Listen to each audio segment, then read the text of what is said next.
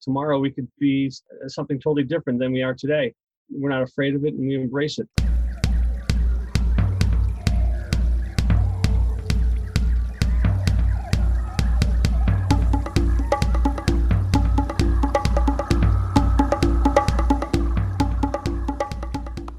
What is up? Welcome back to the Wild Business Growth Podcast. This is your place to hear from a new entrepreneur or innovator every single Wednesday morning who's turning wild ideas into wild growth. I'm your host, Max Branstetter, founder and podcast producer at MaxPodcasting. And you can email me at max@maxpodcasting.com to bring your podcast to life and use it as a business building tool.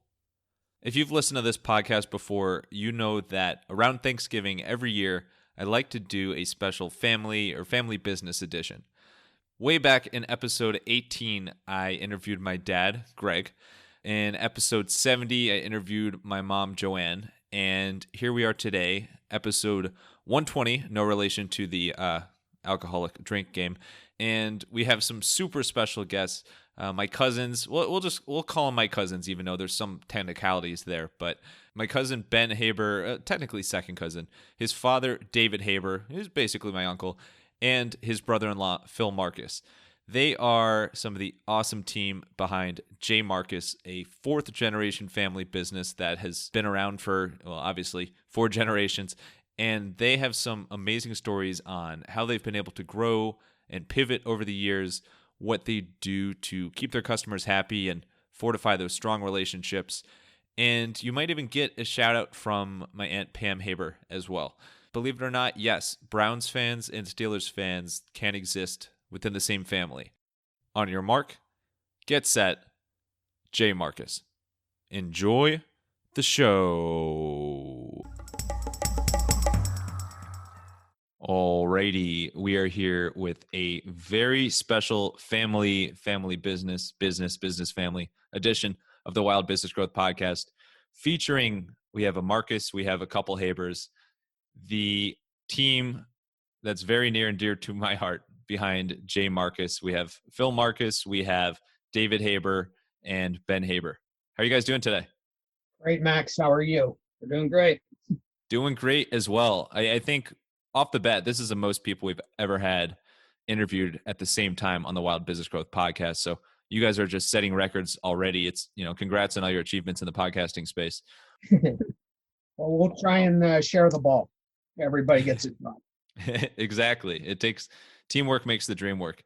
But the family ties here. So we have Phil Marcus, who is alongside brother-in-law David Haber, who's my mom's cousin, and then his son Ben Haber, who's my second cousin. So if you're listening, just start working on that family tree there. It's a mouthful, but very, very cool family business. And I've grown up personally with a family business, and whenever we'd see the cousins in Pittsburgh, it was always interesting to see and hear about your family business, and really excited to dive into that today.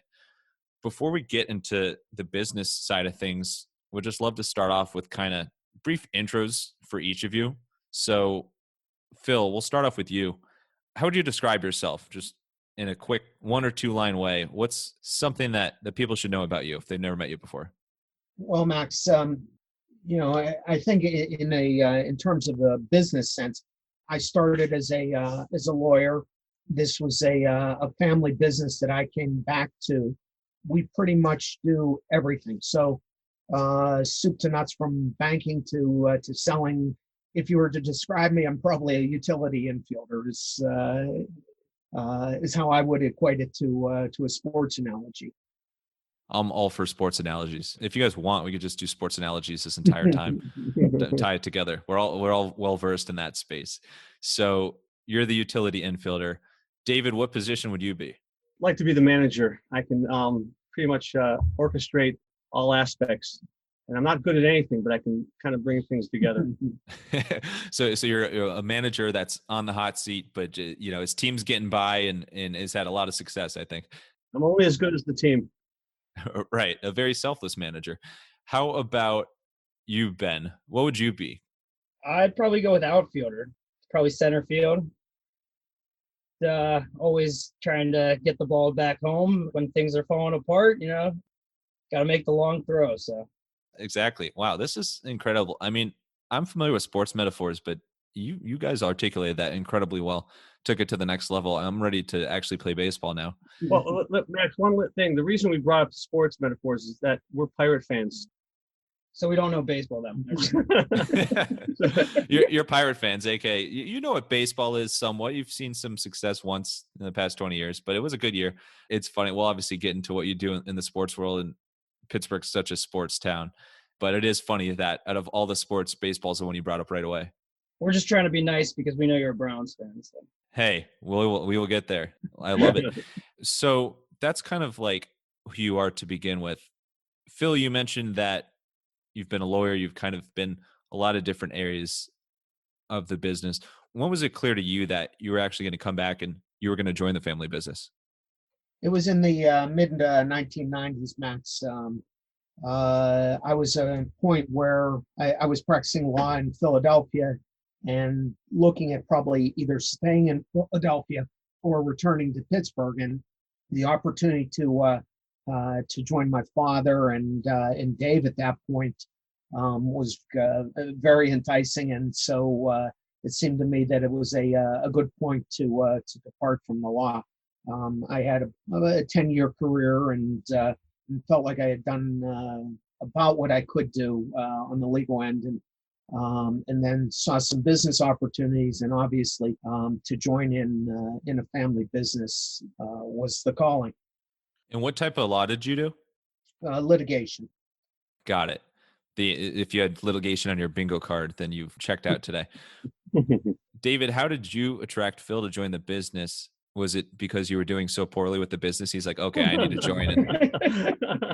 I had been here for about 6 years at that point, and it just seemed like Bill was interested in coming this way, and we thought there would be some great opportunities with importing from China and expanding the business to the next level. We all were fairly close as far as the family goes, and it just seemed like it would be a perfect fit, all of us working together. A little bit of background for you, Max. This is a business that started ostensibly in the early 1960s with my grandfather, father, and uncle. And what it was at that time was strictly a wholesale business. You had a situation where there were a lot of small towns outside of Pittsburgh in the tri-state area where goods, you didn't have the Walmarts, the Targets, the Kmarts. And so what a wholesaler was able to do at that time, people would come to, and I'm sure the same in Cleveland, where they would come, small town business people would come to the larger city, buy goods, and then be able to sell goods at the retail level in smaller communities. And at that time, in the eastern part of the country, business was thriving. In Pittsburgh, it was steel mills, and maybe you have a little better perspective on what was going on in Ohio. But this was a business that really it made sense. My grandfather, father, and uncle continued that for several years until my grandfather and uncle passed away. And at that point, I think you started to see a shift in the economy in Pittsburgh, really in the 1970s, where the steel mills became, the steel industry became less a part of the whole. There were closings and jobs lost and a tremendous loss of population in our area. So what we had to basically do was reinvent ourselves and figure out how else we could sell outside of just the general Pittsburgh area.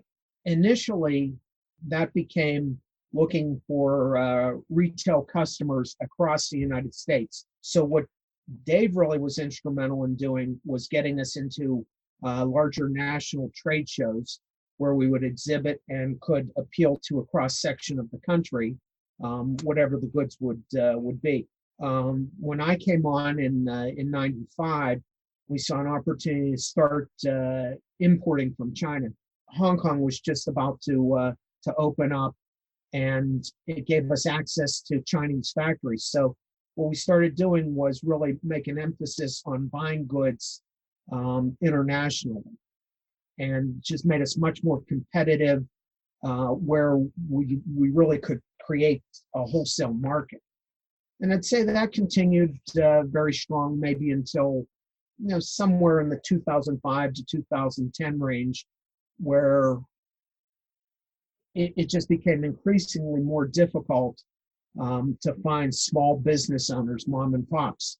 And at that point, we transitioned into more internet business, skipped from 2010 to 2020, where, say, in 2010, we were 25% dependent on internet business, to 2020, where we're probably 80%, 90% possibly internet business. It's a long evolution, but to maybe pat ourselves on the back, we were able to reinvent ourselves several times over and adapt. And you definitely deserve many pats on the back. It's really fascinating to hear about the evolution over time. And there's obviously things that you can continue to do and continue to do well for decades on end. And then there's things that it takes adapting and getting into new areas in order to kind of take the business to the next level. So there's a lot of areas within that I'd love to dive a little bit more into. David, on your end, when you got the business up and running on the local sports side and then started to kind of branch out beyond the local as well, what was involved in that? Like, when you think back, how were you able to do that?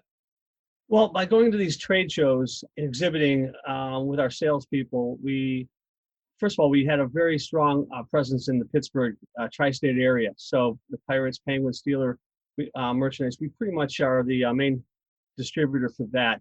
And by going to these in national trade shows, we just expanded on that. And, we had a lot of success with some of our suppliers, and we grew our business with them domestically. That turned out to be a nice focus for us. But the thing what Phil said is that we aren't afraid to change. And when we see an opportunity, since we are a small family business, we don't have to take it to a board and get a vote. We just change. If tomorrow we could be something totally different than we are today. We're not afraid of it, and we embrace it. Are you sure this interview doesn't have to go through the board? Because I think this might need some extra reviewing. What was it about sports, besides being a sports fan, that appealed to you in the first place from the business sense? A large portion of the population are like us. They're sports fans. And luckily, in Pittsburgh, when we got started in the, I guess, the early 90s, with college sports, like Penn State, Pitt, and so forth, Ohio State, then we put a lot of focus on the local sports teams like the Penguins and Pirates and Steelers. And unlike Cleveland, I don't mean to put you in this position, but you've said too much. Okay, but unlike Cleveland, Pittsburgh has had a tremendous amount of success with hockey and with the NFL, the Steelers, and so forth. And unfortunately, not much with the Pirates, but that may change. That's because they need you as the manager. Yeah, right. I think just to add, the timing, I think, was really right for Dave to get into licensed product. To me, the explosion really was late 80s, early 90s. I'm dating myself a little bit, but when I was growing up, it would be difficult to find a licensed Steeler t-shirt.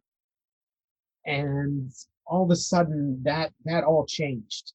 And licensing took off, and Dave was really at the right moment to ride the wave. And then the success of the Steelers with Super Bowl appearances throughout the 90s, it really was the perfect storm. From a wholesale standpoint, what we did is, what Phil's trying to say is that we brought it to the retailers. So rather than like the mass merchants having the licensed T-shirts and sweatshirts and so forth, and the little guy, mom and pops, not having ability to get this, we were able to supply it at a wholesale level, so more people were able to eat from the pot. And we had the customer base through what my father and grandfather had done. We had still a strong presence, and in the smaller towns around Pittsburgh and Pittsburgh itself. those small retailers, those mom and pop retailers, were in the same position really we were, where there needed to be a transition from goods that you could find at Walmart, Target, and Kmart into something that was specialized. In those years, we really were able to give product to the smaller stores that was unique to them, and not necessarily part of what you would find with a mass merchant. Over time, that kind of started to dry up a little bit too, as those Walmarts and Targets and everything got bigger and bigger, and they really started to swallow up all the business. And Amazon and different online platforms like that really opened new doors for us that we did not have. And when I came into the business, that's where we started from there and started to grow.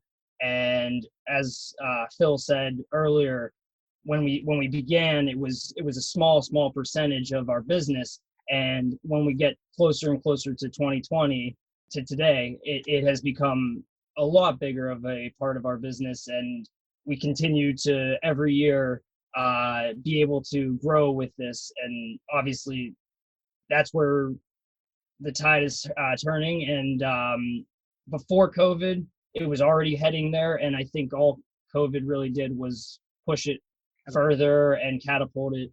And people who would have never probably thought about ordering online are now forced to. And it's just very interesting to see what's happened in 2020 and how it's grown because of that. It absolutely is. And it's just awesome to see where in your business, like at different phases of your business, each of you have identified key opportunities to tap into and have become awesome lines of business and ways to provide what you guys provide. Speaking of bigger and bigger and bigger, Phil, you mentioned that you obviously were doing business in the US and some of that was local and then some of that started to get more national. And then somewhere your relationships with partners in China came into the mix. Can you talk a little bit about what it was like adding in that international aspect to your business as a whole? When I came in, we had a couple of suppliers who were heavy into to importing. Within the first couple of weeks of me coming back to work with J. Marcus, I got on a plane and went to China and sat in a room and watched these guys how they operated. Now, as I had mentioned, this was only in Hong Kong at that point. China hadn't opened up yet, but from seeing how these people were buying and the relationships that they built, I started to look for other suppliers who could be unique to us.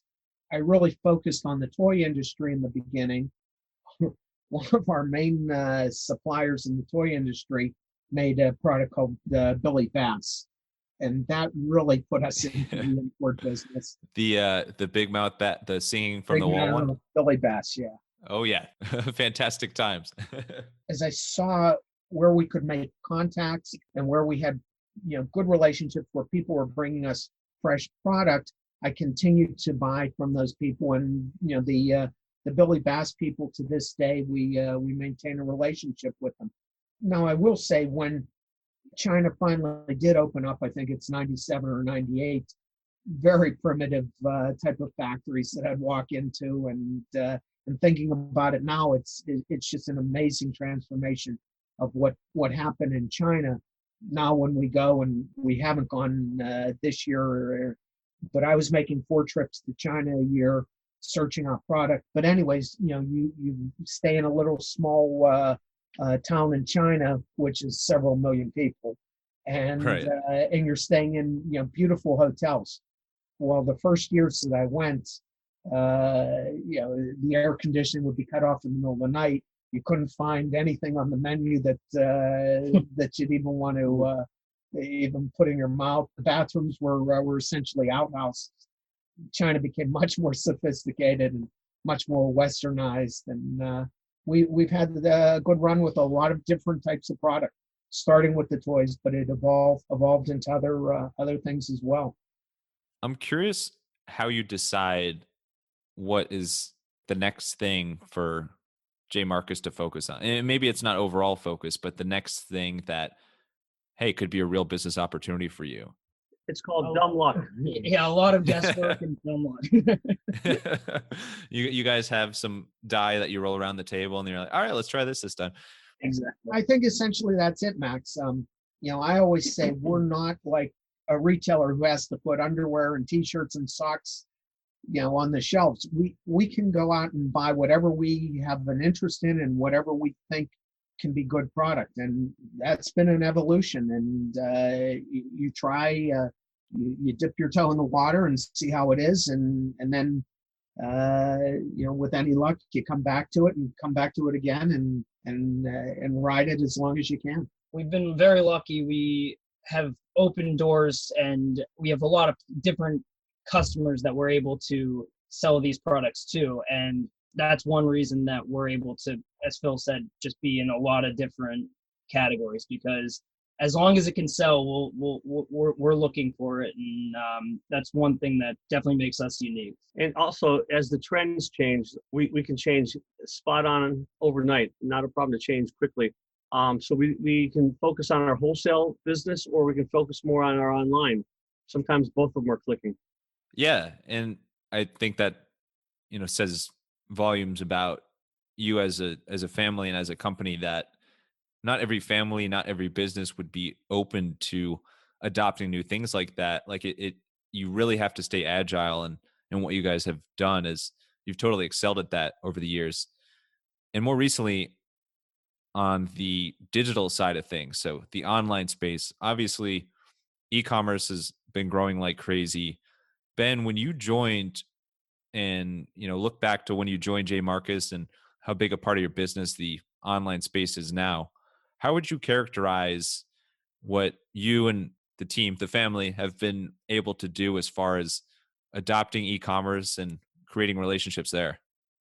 Well, this kind of also goes back to the way we buy as well. We really all just trust each other, and we're willing to let each other. I mean, sometimes there's fight back or there's some pushback, but it's never, you can't do that. It's just, let's talk about why you want to get into that category or whatever. But that's like a huge thing that goes on here.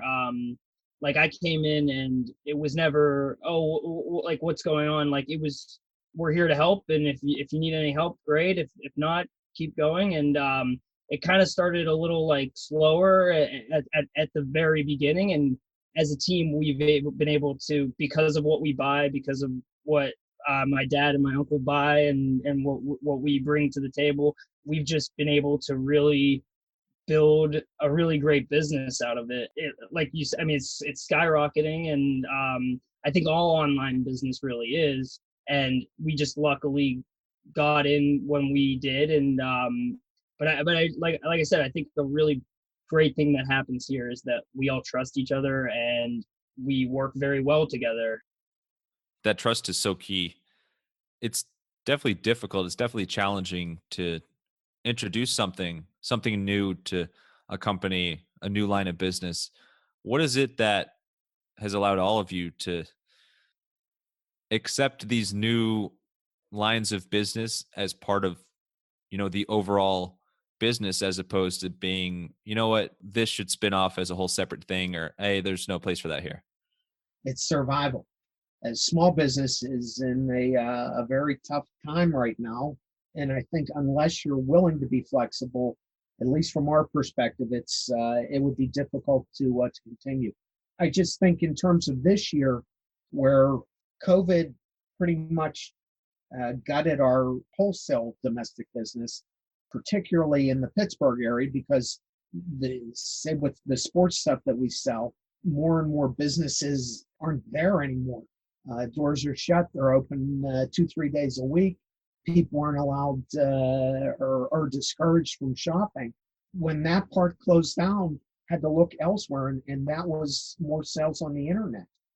And fortunately, we had a foundation in place where we could make that sort of switch. But I don't think there's any grand scheme. I just think it's being, like I said before, flexible to find opportunities and then move quickly towards those opportunities. When we're in China, we're always looking for new opportunities too. So even now, it's not just the manufacturers that we work with. We're making new meetings with new manufacturers and just always trying to find the next thing, or even just what else can sell and what can sell online. And I think that's kind of how we buy now. We buy more towards what are we able to sell to a customer online, and it's endless, obviously. So just have to find the right products. Max, my dad, who still has some involvement in the business, he's 85 years old. Shout out Jack, by the way. That, we're too dumb to fall down, and there's really a lot of truth to that. So it comes back to dumb luck and being too dumb to fall down. Yeah, right. Those are the secrets. Those are the secrets. Looking back on, Ben, I know for you, it's most of the last decade. For you, David, and you, Phil, it's been a year or two more than that. Well, that's it. But what advice do you have for any small business out there that may be needing to pivot and evolve over time in the way that you have? Trust the next generation. Very smart. That next generation is very, very clever. Exactly. I don't know, Max. If I had to start a business today, I'm not sure that we could. We were very blessed that we had a foundation in place. We've got a nice warehouse space. We had good relationships with banks so that we could fund this. And without what we were left, I'm not sure how we would have started. There's an expression, I think, saying that second generations or third generations are the ones who kill businesses, family businesses. And somehow we probably would have killed it had we not changed our overall approach. So now we're into our fourth generation with Ben. But we owe it all to the first and the second generation. Most certainly do. Right. Absolutely. But it wouldn't have evolved. They got in for the newest generation. That was Pam in the background. There we go. Shout out Pam as well. From the rafters. From the rafters. Pam's just been sitting here this whole time just critiquing. But Pam has awesome, and I know Pam and Phil partner on Sydney Love, awesome part of the business as well. I think what it comes down to is just the youngest generation is just so incredibly humble that's what just makes it all work, right, Ben? Yes, exactly. No, there's no question, Max, that Ben really put us into digital selling. Dave and I were going along in one direction, but like I say, in that period right after 2010, we really saw overall the growth of Amazon. Look at what Amazon has been in the last 10 years and how that's affected online selling. Ben came at a time when it was right to make the move to that sort of business model. And without the infusion of young ideas, I'm not sure how successful we would have been. Not to say that we are successful. We're still trying to achieve that. You're as good as your last sale. You're also only as good as your last podcast episode. Email me at max@maxpodcasting.com to help make that episode the best it can be. Now, back to the J. Marcus crew to find out a little bit more about how their family business works. Let's switch gears a little bit. Let's get to a segment on inspiration and creativity. And for this, I really want to dive a bit more into the dynamics of family business and how you guys stick together and kind of the roller coaster ride that it is. Let's start with you, Ben, since you have the most kind of recent experience of this part. But Ben, what was it like for you growing up with this business around you? I mean, I, from a young age, just always was fascinated by the business and was just very impressed about, like, family's always been very important to us. You obviously know that. And yeah. First of all, we do a lot of sports business. So as a young 10, 11, 12, 13-year-old, I mean, the Steelers were great. How could I not be obsessed with the business? I'd come in, there'd be black and gold stuff everywhere.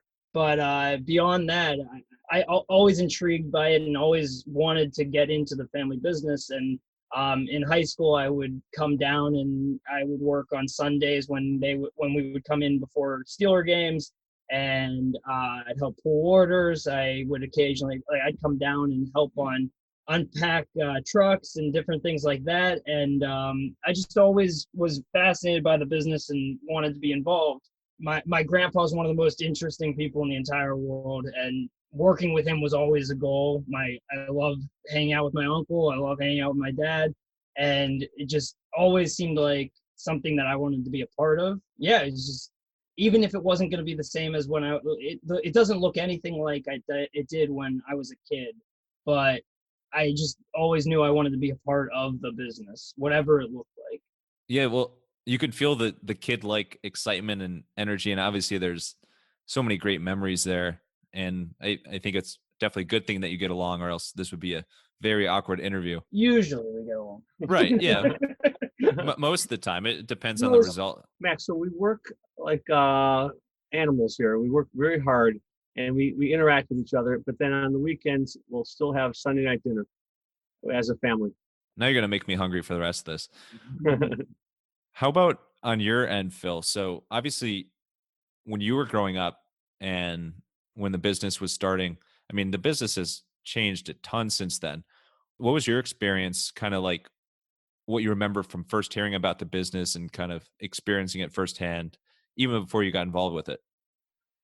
Like Ben, I was unloading trucks, I guess, at 11, 12 years old. And I'd come to work with my dad and saw from the perspective of, how to run a warehouse, and to the very simple thing of how to load a truck, and how to put boxes on a pallet, So I think it's very important, and Dave never, to this day, never shrugs any responsibility. We really know pretty much soup to nuts what goes on in our business.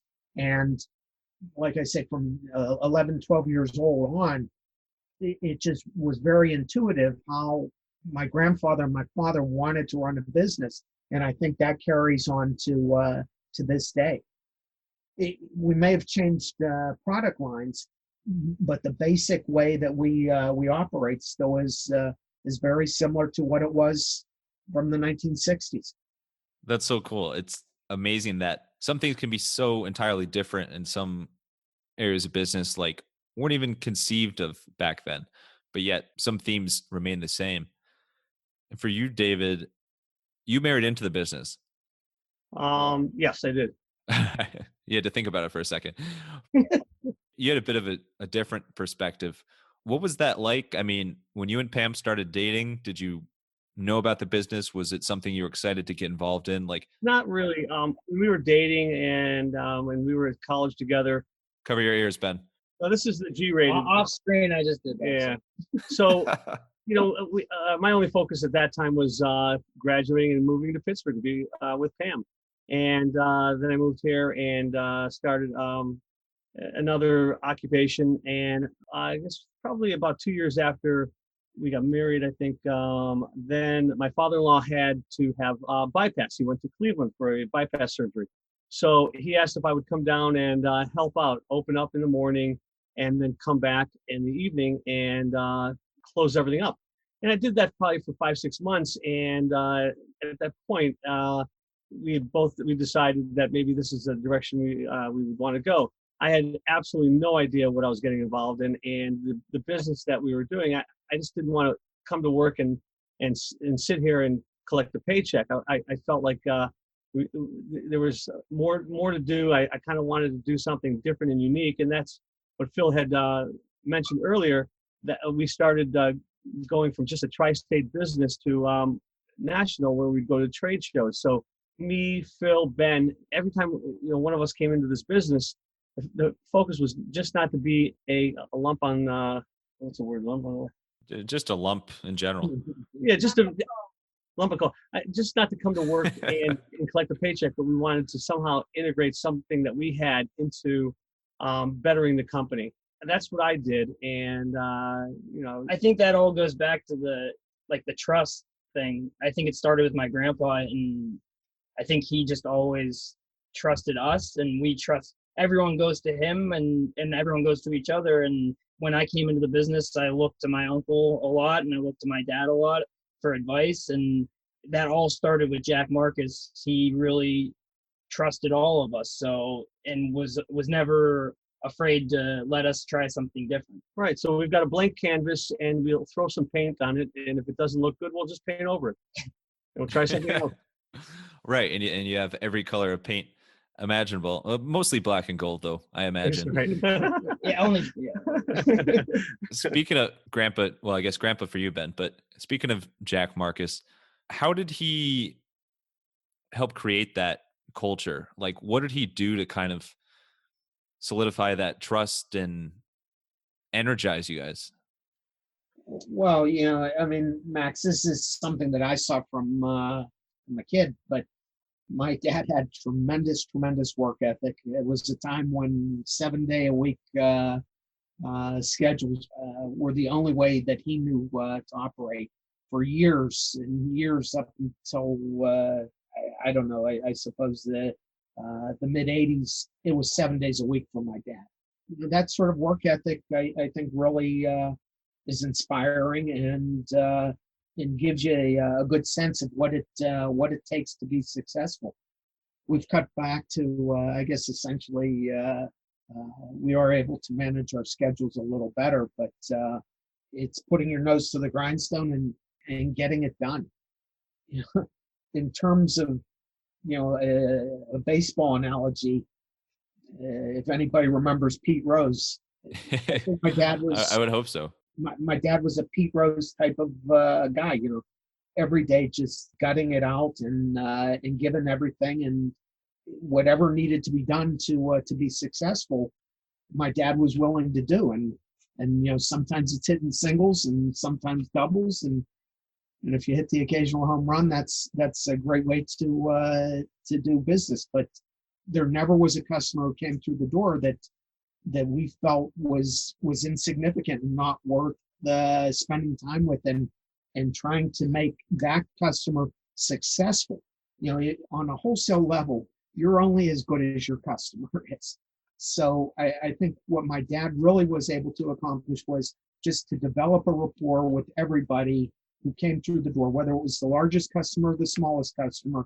He understood that if you could give that customer the right merchandise at the right price, and then they could go out and be successful, then you created something that started to build upon itself. And that work ethic, I think we need to call him Jackie Hustle. Right. He's the figurative hit king there. I will say this: my dad's a lot more likable than Pete Rose. So. Well, we just lost listener Pete Rose from the podcast. But to wrap up kind of this family business portion, what are your favorite parts of working with family? And then what has been the most challenging or something that just takes some adjustment to get up to speed with? Well, I mean, my background is I started as a lawyer, as I mentioned, and you never had a feeling that everybody was working towards the same goal. That I worked in a big firm, more than 100 lawyers, and everybody had, not that they were mean-spirited in any way, but you understood that they had selfish interests where they wanted to promote themselves and their careers. In a family business, our family business, I think I can speak to in particular, we're working towards common goals, and I inherently trust everything that Dave will do and that Ben does, that we're working towards making and enhancing our livelihood and enhancing our overall personal lives. I think we'll have disagreements, and there's times where we don't see things eye to eye, and we might get annoyed with each other. But at the end of the day, we always seem to be able to put that to the side and realize that we can try, like we can get past that, and we know that working together is the most important thing for us. On and off the field. And Dave, that those Sunday dinners you talk about, Dave, have those been something that like you've always done since the kids were little, or is that something that has kind of been a way to bring everybody together even more so, outside of work? Well, I can tell you, it seems that it evolved from a tradition that Phil and his and my wife Pam and their family have always done, and we've continued that. It's a nice thing. You work together all week and you have dinner on Sunday, but that doesn't mean Monday through Saturday we don't have dinner or get together. But yeah, every you never Sunday, see each other. Yeah. So let's get to a fan favorite segment called the Wild Business Shout Out of the Week. The Wild Business Shout Out of the Week. Well, I know it's the best thing you've ever heard. Wild Business Shout Out of the Week. This is where we talk about an ad or campaign, something creative that broke through the clutter, caught our attention. And there's some ties to family in some of these examples, but Phil, there's something about TV commercials, specifically in the insurance space, that stand out to you. What is it that makes some of these commercials so memorable? I think it's the humor, Max. I think the campaigns that Geico and Progressive and Liberty Mutual have run the last couple of months, I think they just always make me bring a smile to my face, and it's a very interesting approach to marketing. And maybe it's unique to the insurance industry or that type of marketing, but it's not necessarily pounding on the product itself, but maybe giving you more of a feel, something that's memorable in a commercial that sticks with you. Yeah, and humor is such a great element, a way to become memorable, to become sticky in someone's mind. David and Ben, have you seen these commercials? Have you like any kind of reaction to when you see the? I mean, it seems like so much of the TV ad and like streaming ad space is in that insurance space. It's kind of funny how that's worked out. Yeah, the one we were actually talking about is "Don't Be Like Your Parents," which we thought was pretty funny. Hits close to home. Yeah, definitely hits close to home in a family business. Not that I don't want to be like you, but Ben is almost 30, and I see a lot more of me in him now than I ever did. So it's actually kind of scary. That one in particular is great. I think they nailed like, even if you didn't really know what the theme was about, I think if you've seen it a couple times, that you could kind of pick up on like, wait a second, why is this character acting like not in their age like that? Like, why are they doing that? So they've done that masterfully. I think that hits home to a lot of people around our age, Max. We're starting to act more and more not like we were. So right. We're getting too old, Exactly. I know what's going on here. No, but it's so fascinating that clearly there's something just biologically that people become more like their parents. And for a family business, that can be a really good thing, obviously, as long as you keep that ability to be open to new ideas and be open to trying out new things. So there's something magical there. So let's get a little bit weirder. Let's get to the unusual. Think about things that kind of grind your gears, tick you off. What's some of the biggest pet peeves you have? I don't like when people leave stuff in the sink, dirty dishes. Yeah. And nothing bothers me. I have no pet peeves. That's nothing whatsoever. But nothing gets under his skin. How about quirks? Is there something that is a little bit quirky about your personality? It could be something you've noticed about each other. I'm not trying to start any fights here. I'm just trying to see like what's something a little bit quirky about your personality that it's who you are. It's, got to be proud of it. The thing is, Max, we all have quirks. We all have little things that we all probably talk about behind everyone's back, but we never bring it up. We can't talk about these Right. So Well, for this section, I'm you're gonna have you're gonna ruin a good thing, Max. for this section, I'm gonna have each of you leave the room one by one. I'm actually very successful having family dinners on Sunday night. Don't kill it. I don't think we should overdo that. As long as you feed Dave Haber, everything's fine. You know, Max, when I started that's here well in known. 1988, interesting thing is they never ate lunches. My father-in-law's brother, no one had lunch. My mother-in-law, they'd come to work, they'd leave. I'd like to eat. So I would implement lunches. And to this day, the focus is always on lunch. We get to work, I ask Ben, what do you want for lunch? Okay, you know, this is important. Phil has a lot of he needs a salad one day, he needs a sandwich the next day. So lunch and food is pretty important. It is. I can't believe you like to eat. That is a huge shock to me. I always used to see him at the all-you-can-eat buffet on the cruises, right? Oh, that's right. Yeah. Oh yeah. I'm still full from that. One thing I do miss living in Pittsburgh that they don't have in Cleveland, Corky Lenny's and Oh yeah. and Jack's and all the good delis in Pittsburgh. It just doesn't. They just don't have the good delis here. So my lunches are not deli.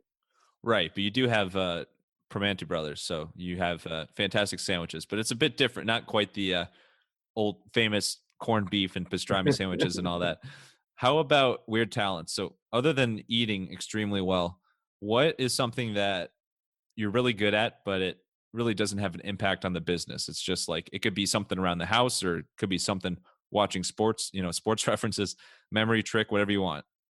We're all very stubborn. It's a pretty good trick. But flexible. But yeah. Stubborn but flexible. Yeah, that's one way to put it. All right, let's wrap up with some rapid fire Q&A here. You guys ready for it? Sure. All right, let's get wild. Since you mentioned food, and since I knew we were not going to be able to get through this interview without talking about food several times, what is each of yours, and I'm not going to let you say the same answer, each of your favorite food? I'm very simple. I like a chicken sandwich. I like a grilled chicken sandwich. I could eat it every day. There you go. Are we talking lunch or dinner? I'll let you give answers for both. All right. Pizza or sandwich for lunch. Dinner, Joe Stone Crab. You're gonna list off the address. I can give it to you if you'd like. Yeah, I'll take it. How about you, Ben? Probably a good cheesesteak. Oh, okay. Yeah, or wing. Going to the other side of the state for that one. No, we have pretty good cheesesteaks here in Pittsburgh. Not exactly the same, but I don't need the whiz. The cheesesteaks over here are great. So. Oh yeah, the Pittsburgh cheesesteak. On that note, what is your favorite part, other than sports and other than family, about the city of Pittsburgh? I think it's just a beautiful place. I live in an area called Mount Washington, which is, I don't know, maybe 300 feet above the rivers. Have just a great view, and every morning I try to take a look at the city. It is really just from a scenic perspective, just a wonderful place. I live in Squirrel Hill, and the community is just absolutely fantastic. But all throughout Pittsburgh, every neighborhood and the people that live in the neighborhood just are such down-to-earth people. And what's nice about where we work, we've been in this warehouse for almost 50 years. It's in a section called the Strip District. And it is really evolving from just an industrial warehouse section to a thriving retail, office, entertainment area. And it's just a lot of fun to come to work and, be in this mix. They both took two great things about the city. So I live in Shadyside, which is another neighborhood in Pittsburgh. Honestly, just all like the little shops that are around there, and it's just a really nice like community, and pretty much all the little parts of Pittsburgh are just very unique, and it's a really cool city. You can really do anything you want. There's just so much to do. There's parks, there's great trails on the water. So it really is just, as Phil said, a beautiful city. It definitely is. And I can put my Browns fandom and there's a lot of words I could say about the Steelers, but I can put that aside and ignore that and say that it's definitely a beautiful city and awesome people, awesome family. Can't speak enough about you guys. I think it's a miracle that, and we're proof that there can be Browns and Steelers fans in the same family, which I think is impressive in itself. Only if they convert. letting shots fired, David. But let alone you can get through a whole podcast interview.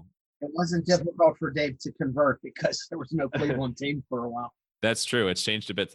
I left Cleveland in early '80s, and since I moved to Pittsburgh, we've had 5 Stanley Cups and 2 more Super Bowls, and been to another one. So, although I do miss Cleveland, I really have a lot of fondness for Pittsburgh. That's going to be a poll quote where it says, "I do miss Cleveland," and then we're just going to edit out the parts where you talk about the Super Bowls, the Stanley. I mean, Cleveland does definitely the rest of the podcast and just go with that. I do miss Cleveland. The I miss Cleveland episode. Miss Torquilani's in Cleveland. There you go. Well, Phil, David, Ben, family, thank you so much for coming on the podcast. Special shout out to Pam for her special shout outs as well. That's tough to say, but thank you so much for sharing the J Marcus story and a bit more about you guys individually as well. To wrap us up here, final thoughts. It could be any words of wisdom, final thoughts, anything you want.